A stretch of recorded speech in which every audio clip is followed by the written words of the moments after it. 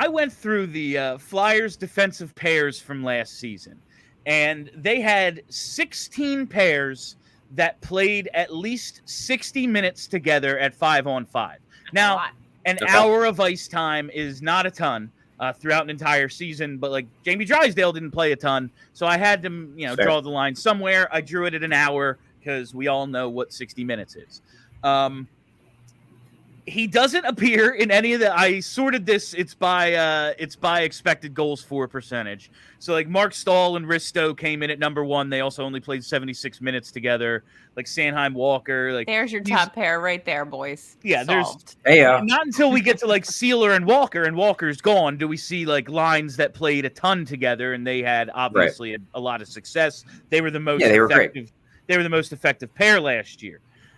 We do get to, however, on the second page, we see Jamie Drysdale's name for the first time. It's a little bit of surprise. With Nick Seeler. With Nick Seeler. They played over 104 minutes together, and they were over 50% by expected goals, 52.42. The problem being the goals for percentage, they got absolutely dump trucked. Is that good? And it's not really good. They got dump trucked, but it really just comes down to the Montreal game, right? They lose the Montreal game, I think, 9-3. Jamie Drysdale was -6. Nick Seeler was -5. Like, that game right there is what kills their goals for percentage. But by the expected goals, like, that's decent. You can live with 52.5%, right, Charlie? Yeah, it's not that far behind the 56% that Seeler put up with Walker. And granted, that was in a much larger sample, to be sure. But number one, I do want to point this out. This guy does hit that Nick Seeler is pretty good, guys. Like, anybody who's a Nick Seeler doubter, at the very least, like, he was pretty darn good last year, regardless of who he was with. I don't think he was a product of Sean Walker. He was just a good top 4 defenseman. With Drysdale, the advanced stats say that pairing has potential, and it makes sense that it does. Like, it should have potential. Jamie Drysdale, his style of play is not that dissimilar. His strengths as a player are not that dissimilar to Sean Walker, except that Drysdale, in theory, is an even better skater than Sean Walker. So that pairing should work. It's just, as you said, that Montreal game sticks in everybody's heads because it was that pairing that got absolutely gashed. But yeah, they got killed. They got killed. And it is worth remembering, though, that number one, that was not a healthy Jamie Drysdale during that run. That was a Drysdale who was playing through a sports hernia and had just come back from a shoulder injury. Number two, that was a Drysdale who was still getting used to a new system. You would think that the Drysdale the Flyers are going to get this year, hopefully is 100% healthy, will have more time to digest what he's supposed to be doing in the Flyer system, to spend an entire summer working to hardwire his brain. Like, I'm playing a zone defense now. I'm not playing man-to-man. So that shouldn't be my first instinct. It's just to cover a guy. You need to cover a space. And I need to learn the responsibilities that come with covering a space. Presumably, this Jamie Drysdale will be better than the Drysdale that we saw last year. You would really hope. And if they get the same Nick Seeler they got from last year, I still think that pairing has potential in a second pair role. I do as well. And before we go any further, I just have to thank our PHLY diehards. We couldn't do what we do here at PHLY or throughout All-City without our diehards. So thank you very much. And if you're not one, go to allphly.com, sign up to be a diehard so you can read things like Charlie O'Connor's Jamie Drysdale season review. Not to mention, and listen, Drysdale especially horrible in that Montreal game. Let us not forget, though, especially after Drysdale came back from the injury, is when the Flyers were getting, 400 save percentage goaltending. It was by far the worst goaltending in the league. Now, the defense did not help, I don't think, especially in that Montreal game. But if you get a couple more saves, suddenly maybe you're not at 12% goals for percentage. Maybe you're at 40, and it doesn't look like you got absolutely freaking destroyed. It just looks like it's 10 goals and 6 of them went in against you. That makes it a little bit different. So okay, I want to dig into this whole Seeler Drysdale as the replacement for Walker thing, because for me this is kind of like, I don't know, something that I've been thinking about it a lot. We talked a lot, think we did talk a lot about at the end of the season about like the idea of the Flyers making a successful defense more by committee and less by having like a stud number one who leads the defense, who plays 45 minutes a night.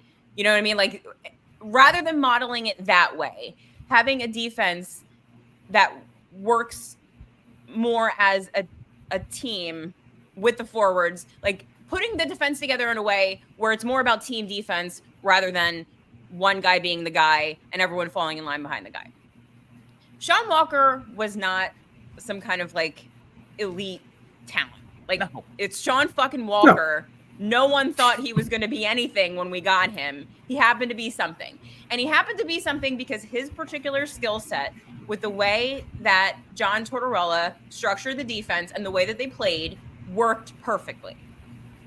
If Jamie Drysdale is able to get there, okay, which is not a high bar, it's Sean Walker.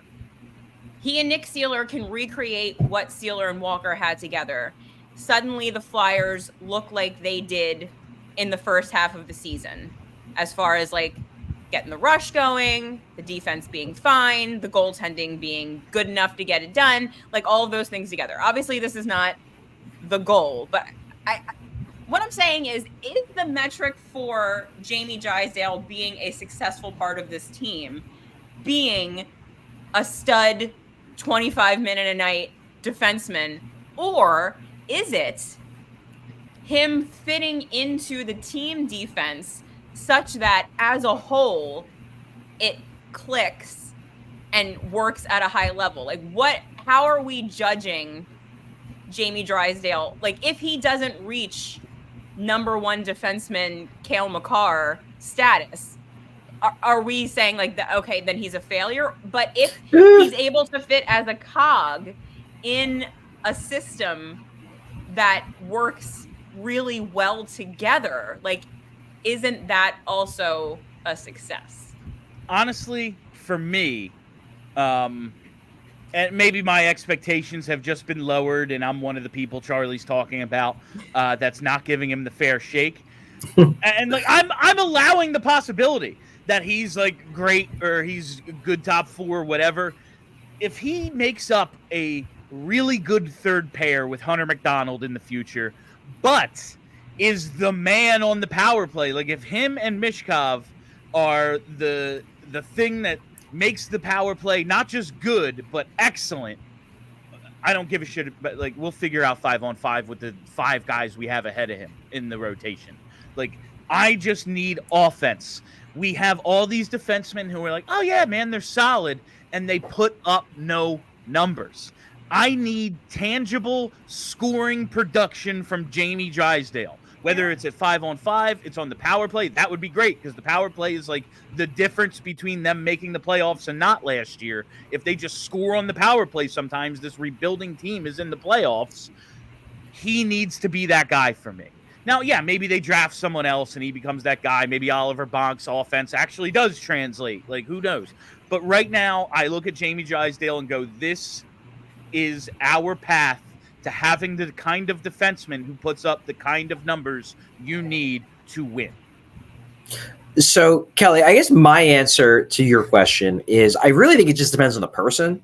I don't think this is a universal answer. I think everyone is going to have different expectations and different demands for Jamie Drysdale. For me, this season, I do not need to see Jamie Drysdale be a number one 25-minute a night. Like, if he is not that, but he is a good second pair defenseman next season, I will be ecstatic. If he just is like, let's say 85 to 90% of what Sean Walker provided the Flyers last year, a good 5-on-5 defenseman who performs well in second pair minutes with Nick Seeler, maybe does some stuff on the power play, and has me coming away from the season thinking that he took a measurable step forward and is now at least a quality NHL defenseman, I will come away from next season feeling really, really good about Jamie Drysdale. However, I still think that over the long term, I still would have higher expectations. Like if Jamie Drysdale next season is just an okay second pair defenseman, I'll be thrilled. If Jamie Drysdale in 4 seasons is still just an okay second pair defenseman, I will be disappointed because the Flyers made him the centerpiece of a deal for their second best prospect, one of the top 5 or top 10 best prospects in hockey. Now, we know it was a unique situation, but the fact of the matter is that they basically turned Cutter Gauthier into Jamie Drysdale. And if Jamie Drysdale at age 27 is just a decent second pair defenseman, I will be disappointed. But if he is just a decent second pair defenseman next season, given the injuries, given the developmental issues, given the fact that I think it's going to take time for him to become the guy he maybe will ultimately become, I will be thrilled with him just being what you described next year. But over the long term, I would be disappointed if that's all he becomes. Okay. All right. Before we get to the super chats, because Brenna put in the work, people are like, "Oh, Bill did." I looked up the numbers. She made the graphics. I didn't do shit. I want to get to so we can show the Sanheim and Drysdale pair. The third slide, I believe, Bryn. Yeah, there it is. 90 minutes together. They were by expected goals, but again, got outscored crazy. Yeah, and that makes sense. Like if he was playing with Sanheim, he was getting first pair usage, and like. We're talking about like, hey, I'll be thrilled if he's a good second pair defenseman. I do not think he is right now ready to take on first pair matchups, and it makes sense. His numbers weren't that good in that role. Listen, they were 48%. Like he's not getting killed in terms of like expected goals. It's not you'd want him over 50, but then you get to the Drysdale and York pair on that last slide. 35. 36% expected goals, 33% goals for. They got steamrolled. So that's not the one. And so yeah, probably not the one. I realize like the results of that Montreal game greatly skew like who the perfect pairing is for Drysdale. But just when you look at the way they play, it makes sense. That you have physical shot blocking guy in Seeler. You have the really fast puck mover in Drysdale. I very much want to see those guys together. And when you talk about Sanheim and York, man, just not nearly enough physicality out there with those guys. And there's your top 4 right now. Like it'll change in years to come, but like if he's going to be a top 4 defenseman, he's going to be playing with one of those 3 guys. Well, It looks like it's got to be Seeler. We all silly like the mayor.